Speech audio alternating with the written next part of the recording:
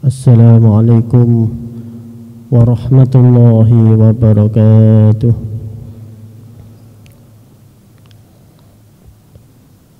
Alhamdulillahilladzi mala'a quluba awliya'ihi wa ummatihi wa ya asrarhum bihamdi abadi wa sahbihi. Allahumma shalli ala sayyidina Muhammadin abdika wa nabiyyika wa rasulika nabiyil ummi wa ala alihi wa sahbihi wa sallim tasliman biqadri 'azamati zatika fi kulli waqtin wa hin. Subhanaka la ilma lana illa ma 'allamtana innaka antal alimul hakim. Qala rabbi ishrah li sadri wa yassir amri wahlul 'uqdatam min lisani yafqahu qawli. Amma ba'du. Hadirin muhtaramin, para alim, para ulama, para asatid, sesepuh penesepuh, hadirin jamaah sholat maghrib Masjid Ar-Raudhah yang dirahmati Allah. Sebelum kita mulai, marilah kita baca hadiah Fatihah kepada baginda Nabi besar Muhammad SAW, juga pada para sahabat Nabi, para ulama salafus soleh, dan para ulama penyebar Islam di Nusantara, khususnya pada musannif hadal kitab Asy-Syaikh al-Imam Al-Habib Abdullah bin Alwi Al-Haddad. Syai'ulillahi lana wa lahumul Fatihah. A'udzu billahi minasy syaithanir rajim. Bismillahirrahmanirrahim. Alhamdulillahi rabbil alamin arrahmanir rahim maliki yaumiddin. Iyyaka na'budu wa iyyaka nasta'in. Ihdinas siratal mustaqim. Siratal ladzina an'amta 'alaihim ghairil maghdubi 'alaihim waladdallin. Bismillahirrahmanirrahim.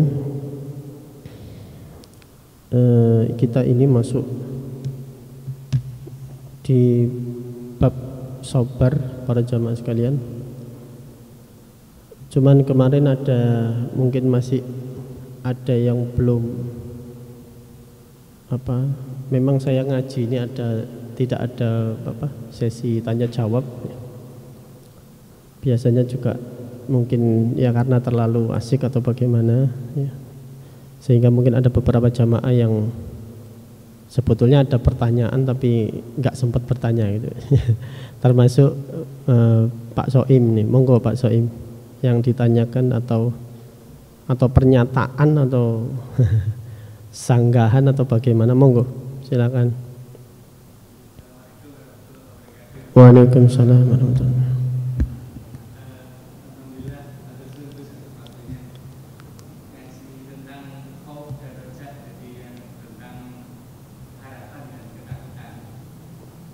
Khauf dan roja, jadi beberapa minggu sebelumnya para jamaah, silakan monggo.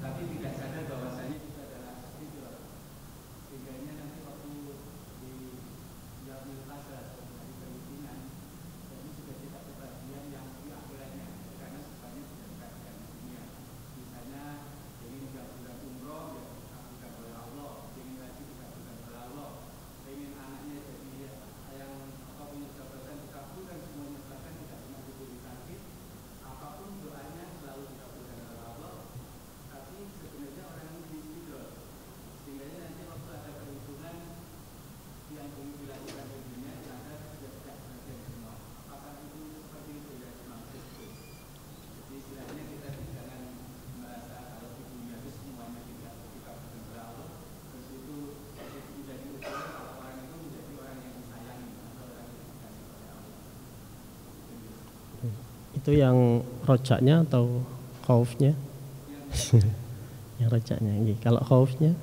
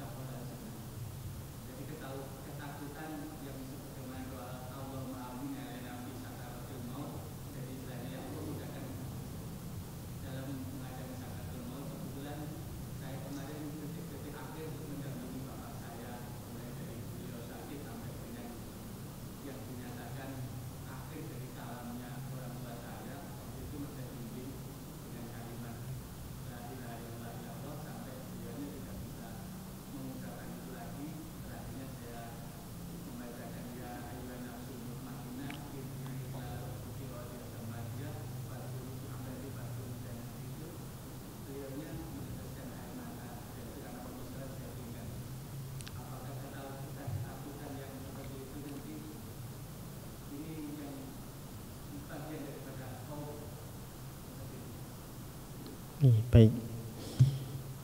Jadi khauf dan roja itu adalah kondisi rohani seorang hamba yang sebetulnya harus di-maintain, diopeni, dijaga setiap waktu ya. Umumnya sebetulnya ada kondisi-kondisi tertentu kita itu menyeimbangkan keduanya pada kebanyakan kita beribadah. Jadi jangan sampai rojaknya ketinggian. Pada umumnya rojaknya itu harapannya ketinggian atau khaufnya yang ketinggian, karena nanti akan berdampak masing-masing itu kalau tidak pas juga menjadi hambatan bagi seorang hamba itu untuk mendekat kepada Allah. Jadi kalau dalam kasusnya tadi yang panjenengan sampaikan, misalnya istidraj, itu karena orangnya memang terlena terhadap kenikmatan ya. Jadi ciri istidraj itu adalah ketika orang itu menerima nikmat tapi tidak mengakui itu dari Allah. Ciri-cirinya itu salah satunya yang paling pokok. Dia menerima nikmat tapi tidak disadari bahwa itu dari Allah. Sehat tidak dari Allah, dari hasil ngejimnya, lari paginya itu. Ciri-ciri istidraj di situ.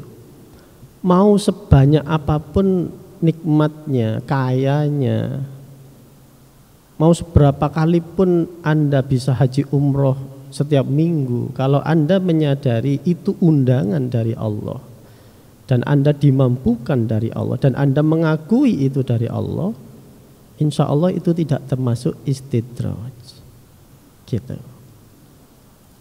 ya. Jadi garis besarnya di situ. Ketika orang mengakui, menyadari itu dari Allah, ini darimu Allah, insya Allah itu bukan istidraj.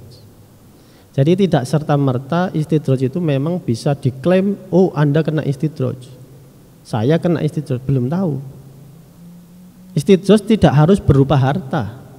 Istidraj juga bisa berupa ilmu. Istidraj bisa juga berupa kemampuan kita ibadah yang sangat luar biasa.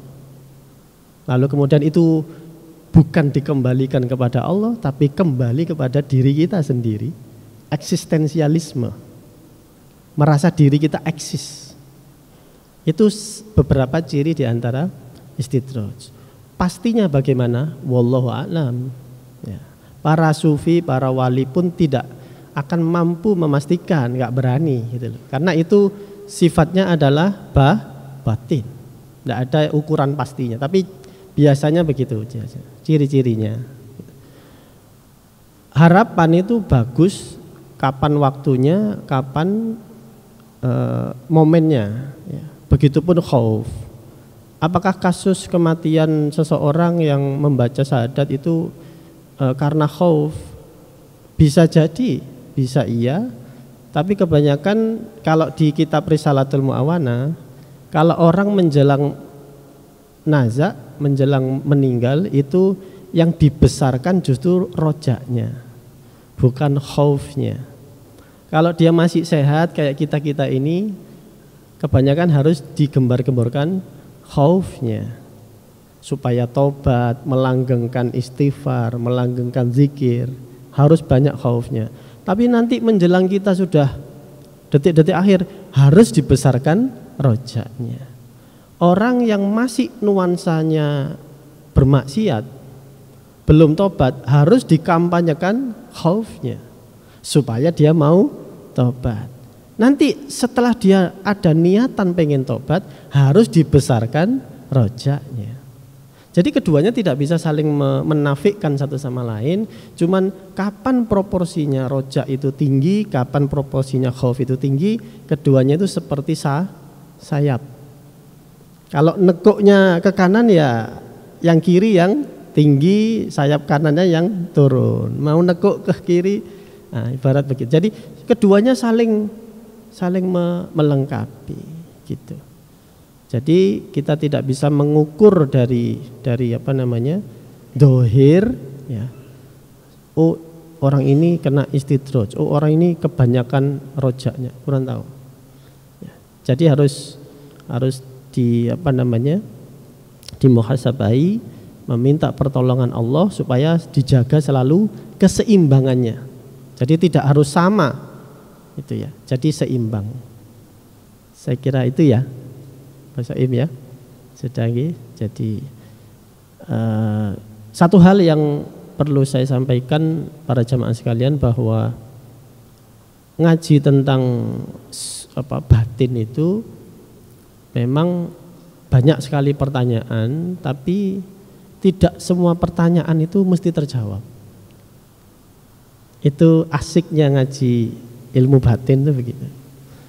Kalau semua hal itu mesti terjawab, justru itu bukan bagian dari religiositas. Hal-hal yang sifat religi itu adalah hal-hal yang tidak semua hal itu bisa dijawab. Jadi ada wilayahnya sendiri-sendiri. Oh, wilayah ini bisa dijawab dengan akal. Oh, wilayah ini bisa dijawab dengan narasi. Oh, ini bisa. Tapi banyak hal di dalam agama kita itu yang tidak bisa dijawab. Bahkan seandainya kita tahu jawabannya, tidak semua hal itu boleh di-share kepada semua orang. Jadi pertanyaan itu pun akan bergantung jawabannya pada siapa yang bertanya, bukan pada jawabannya. Nah, ya, itu. Oke. Bismillahirrahmanirrahim. Jadi saya akan lanjut. Mungkin saya jarang ada sesi pertanyaan kalau saya ngaji itu. Kenapa? Karena satu, saya merasa ilmu saya tidak seberapa dalam ya, tidak seberapa tinggi. Itu yang pertama pasti. Yang kedua, tradisi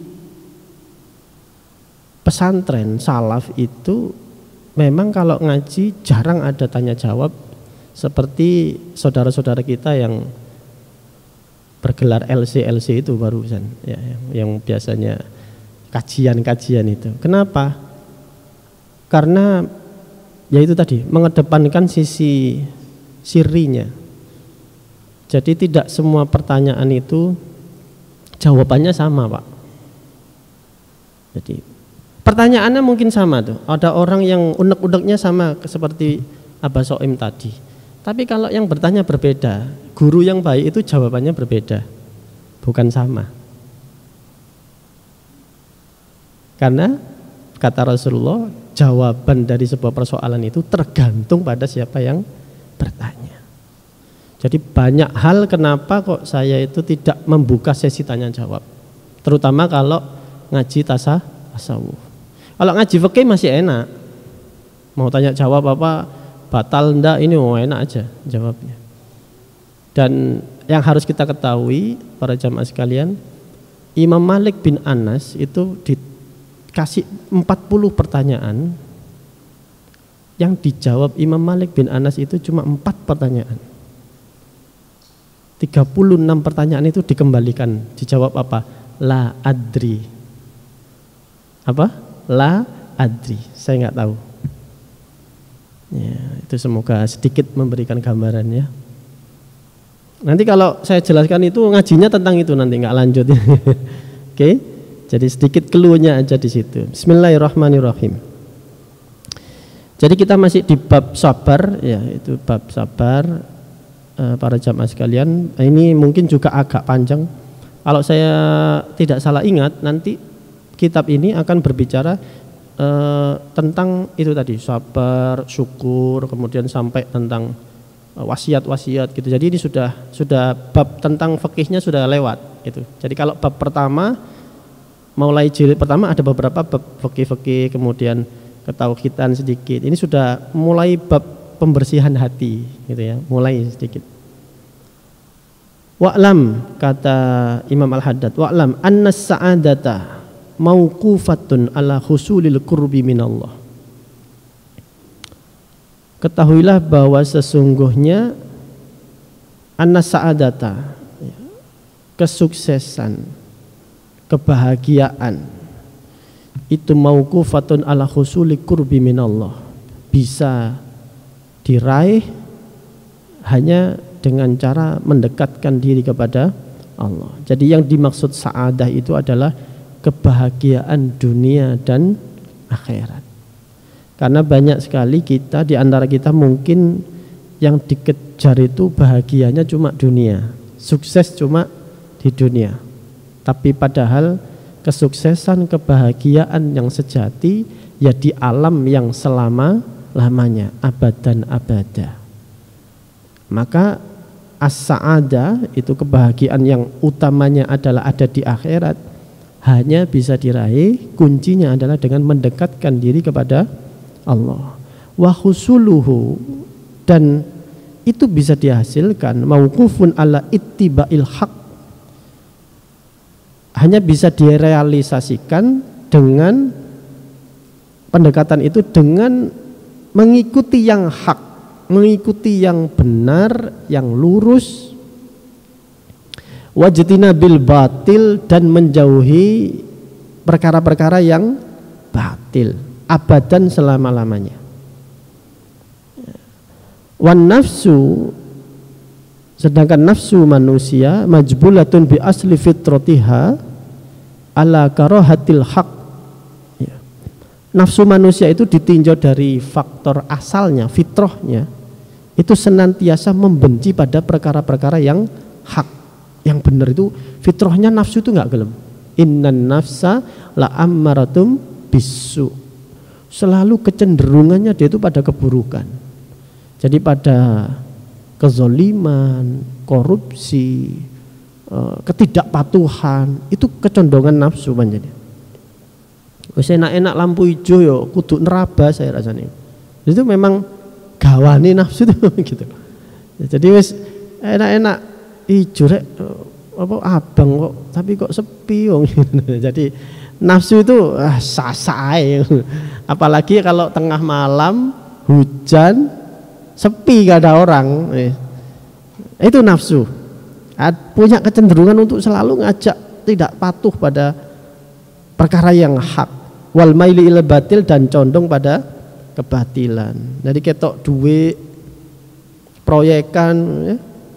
Kata orang-orang kan gitu ya, dari pusat 10 turun ke daerah tinggal 2. Jadi anggarannya 10, nyampe bawah itu tinggal 2, nggak ngerti lari kemana uang pusat itu. Fala yazalu man hammuhu tahsilus sa'ada fi hajatin ila sabri, ya. Maka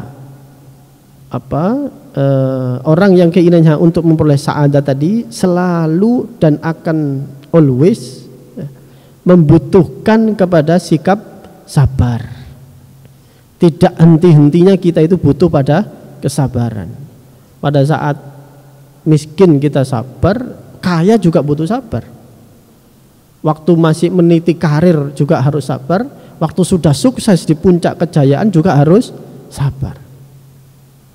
Ini tidak ada jedanya kita untuk butuh pada sikap sabar.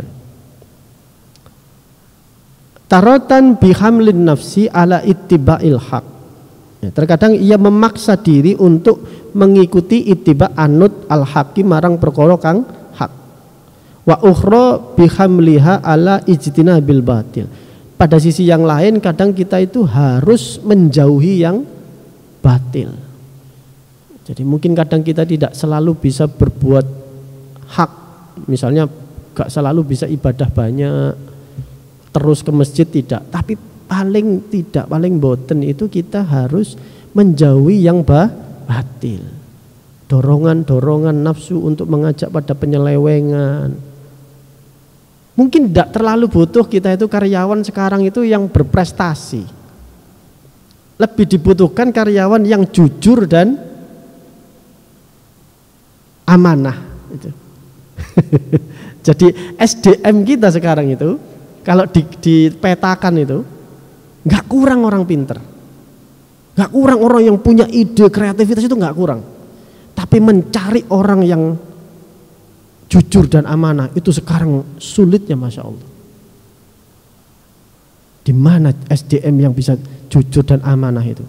Yang dulu Rasulullah itu punya gelar Al-Amin sebelum Rasulullah itu menjadi seorang Rasul belum dilantik menjadi nabi, tapi sudah terkenal sebagai Al-Amin.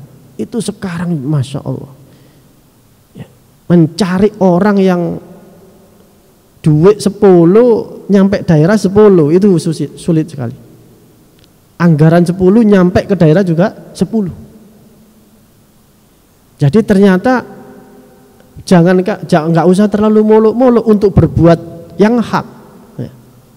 Untuk membuat prestasi, untuk membuat satu terobosan program, nggak usah muluk-muluk.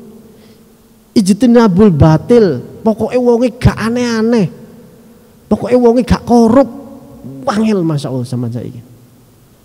Dan itu ada zaman sekarang itu. Kalau Anda bisa menjadi orang yang Al-Amin, orang yang punya integritas, bahasa profesional gitu, punya integritas itu, Anda akan diperebutkan oleh orang. Ya, sekarang itu sudah kesulitan Pak ya, mencari orang yang begitu. Jangankan yang di birokrasi ya. Di swasta juga banyak, sulit sekali. Bahkan di institusi-institusi, lembaga-lembaga yang notabene itu brandingnya itu agama, itu juga banyak kasus yang tidak, istilahnya kita sulit mencari orang yang amanah, yang jujur itu. Ya, jadi ternyata kita tidak usah, mungkin ya kalau kita belum bisa ittibaul haq, paling tidak usahakan sabar untuk ijtinabul batil, menghindari yang batil, menghindari yang kasuistis yang mengajak kita untuk selalu tidak jujur, tidak amanah. Dan itu tirakat zaman ini sepertinya ya. Wasabru, dan sabar itu ala arba'ati aksamin, terbagi menjadi 4 ya, ini menurut Imam Al-Haddad, dan memang banyak ulama yang membaginya menjadi 4, tapi nanti poin-poinnya agak sedikit berbeda biasanya. Awaluha, yang pertama, as-sabru ala ta'at, sabar kepada ketaatan ya, ibadah ketaatan. Wa yahsulu batinan bil ikhlasi wa huduril qalbi fiha. Sabar mengerjakan ketaatan itu secara batin diperoleh dengan cara ikhlas ya. Wa huduril qalbi fiha, dan ikhlas, tulus hati, dan khudur ya, khusyuk ketika kita menjalani sebuah ketaatan. Jadi mungkin sekarang itu ritual-ritual keagamaan sedang marak ya. Ritual-ritual keagamaan, sholawatan, alhamdulillah banyak. Zaman dulu ya, 25 tahun yang lalu ketika saya awal pindah ke desa ini, mohon maaf tuh, malam Jumat itu jarang kedengaran ada orang tibaan gitu misalnya, ada orang tahlilan, itu jarang sekali. Masih saya awal-awal di sini. Bahkan, ngapunten ya, tapi mungkin memang dulu juga tidak sebanyak sekarang penduduknya. Masjid itu tidak seramai sekarang. Jadi baik itu subuhnya, maghribnya, atau tidak seramai sekarang. Padahal sekarang itu juga sudah dibantu dengan masjid-masjid dan musola-musola baru. Alhamdulillah, artinya ada, kita harus syukuri bahwa ritual-ritual ini mulai semarak gitu ya, mulai rame. Tapi jangan lupa bahwa ketaatan itu baru jasad, baru sekedar fisiknya, tetapi harus disertai dengan ruhnya. Jasad tanpa ruh itu akan menjadi zombie. Jasad tanpa ruh, kok ada jasad tanpa ruh kok iso bergerak, itu medeni wong. Nah itu yang dikhawatirkan oleh para sufi itu begitu. Jadi ada jasad itu bergerak, berjalan kemana-mana, tapi tak ada ruhnya. Apa ruhnya amal itu? Ikhlas dan khudur atau khusyuk tadi. Tanpa itu orang hanya akan melahirkan sebuah praktek keagamaan yang sangat dangkal, ya. Tidak meresap ke dalam batinnya, tetapi hanya akan menjadi identitas simbol saja. Jadi Islam hanya sebagai rame-ramean gitu. Cuma sekedar acara rame-rame tapi tidak ada ruhnya. Bagaimana itu misalnya? Contoh misalnya, Islam itu, sholat itu salah satu ruh daripada sholat itu selain adalah doa, ya, dia juga mengajarkan orang agama Islam ini untuk bisa disiplin, tepat waktu. Tapi kita tahu kan kalau kita ada acara itu, dari sekian acara itu berapa kali kita bisa tepat waktu? Tepat waktu. Jadi pengumumannya jam berapa, mulai jam berapa. Jadi ruh daripada sholat itu masih belum terkejawantahkan, belum terwujudkan. Umumnya acara-acara yang tepat waktu itu dimiliki siapa? Ya, dimiliki orang-orang yang di luar kita. Laisa minna. Laisa minna itu. Ya begitulah ya. Jadi orang-orang yang tepat waktu itu malah orang yang malah gak sholat. Bisa pas gitu. Kalau kita ke luar negeri, ke mana, barang yang hilang itu bisa kembali. Kalau di Indonesia barang yang ada malah hilang kabeh. Ya, yang disampaikan Yai Hasyim Muzadi itu diwaduli oleh ketua KPK pada saat itu. Yai di gudangnya KPK itu, ya, ada sitaan-sitaan bukti korupsi. Itu masih dikorupsi ya. Jadi ada korupsi di atas korupsi. Ini di negeri yang katanya mayoritas Islam, ritual agamanya luar biasa. Loh, kita jangan anti kritik loh ya. Ini realita kan ya? Ini realita. Itu menjadi PR bagi kita. Kenapa kok semakin berkembang ritualitas kok tidak berkorelasi pada akhlak atau pada perilaku sosial, tanggung jawab sosial? Ini putusnya di mana ini? Yang harusnya itu linier kok bisa putus? Kok semakin spiritual satu komunitas, kok perilakunya kok semakin tidak religiusitas? An-nadhofatu minal iman itu yang punya siapa? Kita kan. Tapi yang bersih di mana? Coba bandingkan rumah sakitnya orang-orang Islam dengan orang-orang yang laisa minna. Itu lebih profesional siapa? Yang punya an-nadhofatu minal iman itu siapa? Nah ini loh. Jadi bukan sekedar ya bagus, alhamdulillah kita harus bersyukur kan, banyak ritual. Tapi ternyata ada PR yang tidak kalah beratnya dari sekedar hanya mengajak orang secara ritual, tapi juga ada PR tertentu. Dan itu yang kita jarang kaji dari dakwahnya para penyebar Islam di awal-awal, atau yang biasa kita sebut dengan Wali Songo itu. Para Wali Songo itu tidak terlalu fikih sentris pada masa awal itu. Wis rodok-rodok kecampur tidak apa-apa sudah. Jadi tidak terlalu kaku di fikih.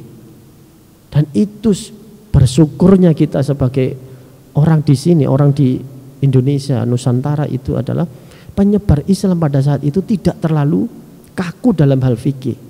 Sehingga tidak terlalu bertabrakan dengan orang-orang di sini atau kerajaan-kerajaan di sini. Dan yang lebih penting adalah lebih mengedepankan pemaknaan, ya, falsafi, filosofi.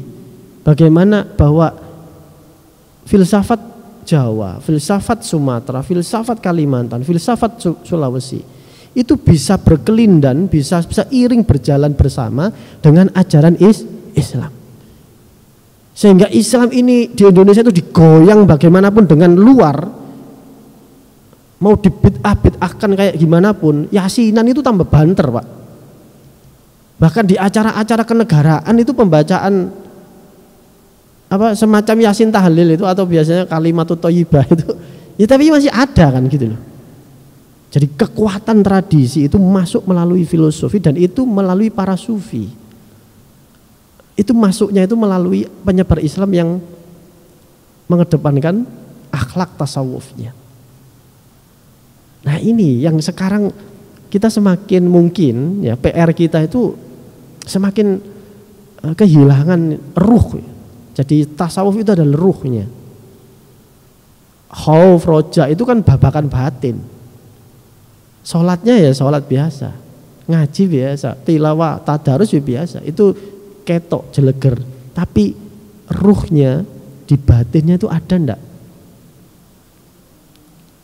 Nah, ini yang mari itu menjadi PR kita bersama gitu. Artinya dalam hal kita mengedukasi, mendidik anak-anak kita, generasi kita, jangan-jangan kita melewatkan banyak prinsip-prinsip moral, etika, akhlak yang sudah dibangun fondasinya oleh para ulama penyebar Islam di sini. Kita menjadi kehilangan karakter keislamannya tadi.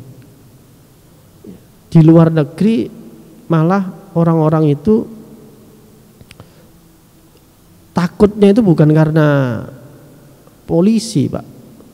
Tapi memang berbuat kriminal itu ya bagi mereka itu sudah tidak bermoral, itu berarti orang yang nggak pantas itu sampah peradaban ibaratnya kayak gitu. Jadi kalau orang itu sudah tahu ada no trespassing, apa itu namanya, dilarang melewati rumput misalnya gitu ya, itu kok ada orang tetap lewat aja, itu dianggapnya itu seperti sampah peradaban. Orang ini nggak bisa membaca atau gimana sih gitu. Dan itu sangat rendah di mata mereka. Artinya moral itu kadang tidak bergandengan dengan spiritualitas, karena dia bersifat universal, etik. Kita yang punya etik yang lebih luhur daripada sekedar moral universal, justru ini dipinggirkan, sisi batin itu tidak begitu dikaji. Kita terlalu sibuk pada ritual-ritual yang sifatnya ibadah fisik tadi. Sholawatan, kemasannya sholawatan, tapi hatinya khudur enggak dengan Rasulullah, misalnya begitu. Ya. Tapi kita benar-benar ngaji enggak?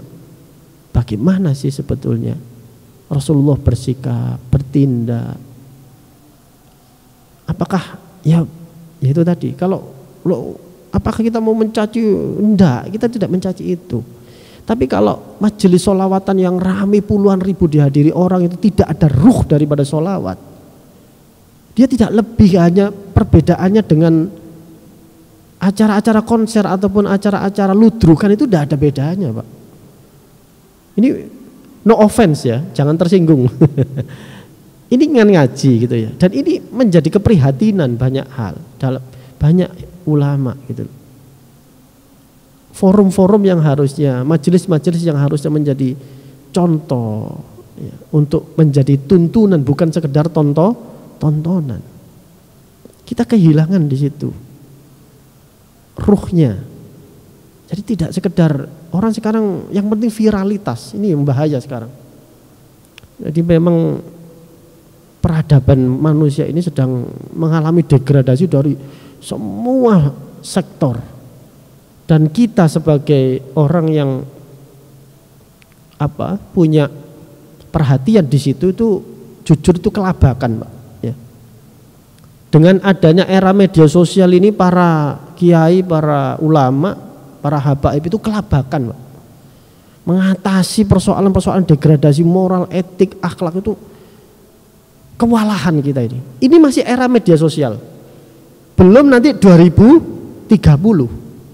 Ada apa tahun 2030? Nah, ini kalau sudah nggak nyantol ya sudah Pak. Kita sudah benar-benar akan tergila era AI, artificial intelligence itu. Sebentar lagi uang fiat itu akan ambruk sudah. Uang fiat itu. Ya.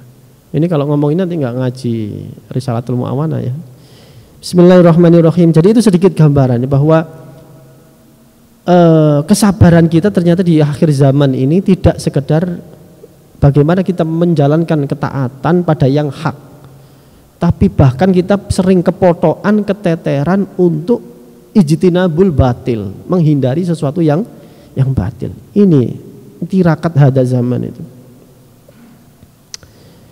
Maka wadhahiran biluzumiha waddawami 'alaiha waddukhuli fiha binasyatin ya.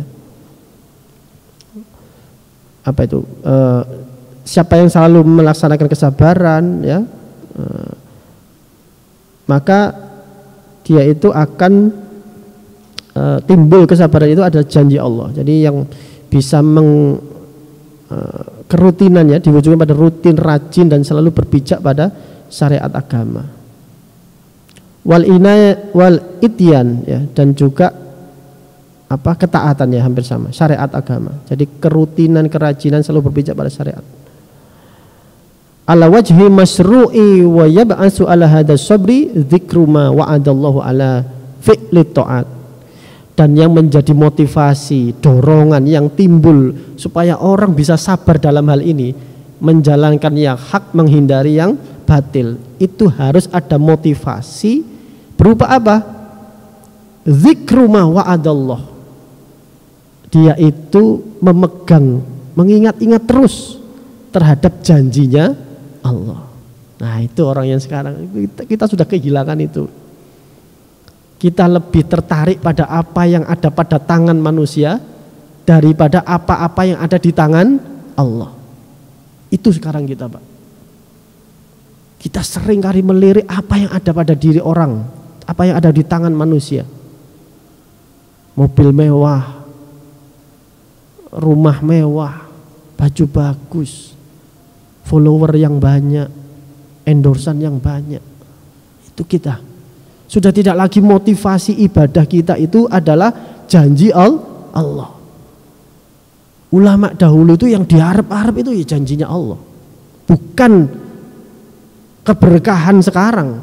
Orang kan sekarang, mohon maaf, hati-hati dengan kalimat siapa orang yang memelihara agamanya Allah, dia akan diopeni Allah di dunia dan di akhirat. Tapi hati-hati, nanti kita akan terjebak pada ukuran-ukuran materi, bahwa keberkahan itu seolah-olah kalau Anda dicukupi banyak fasilitas.